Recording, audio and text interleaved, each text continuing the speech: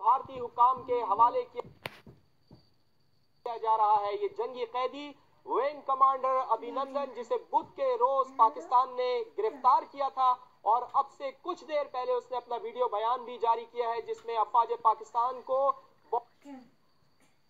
बहुत ज्यादा प्रोफेशनल फौज उसने गर्दाना है, अब भारतीय हुकाम को हवाले किया जा रहा है।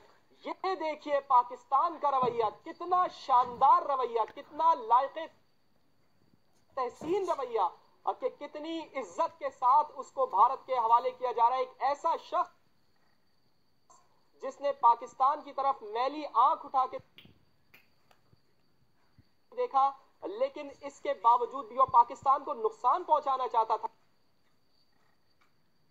लेकिन उसके साथ रवैया इतना शानदार था।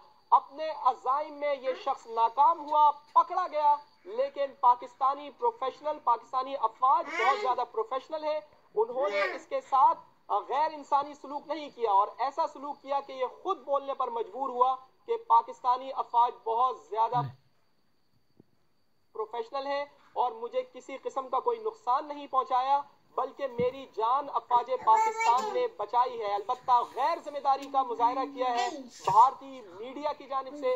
हम अपनों नहीं दुश्मनों की भी जान बचाते हैं, यही पाकिस्तानी कौम का खासा है। पाकिस्तानी कौम तो मशहूर ही इसी वजह से है, दहशतगर्दी के खिलाफ सबसे ज्यादा कुर्बानियां पाकिस्तानी फौज ने दी हैं।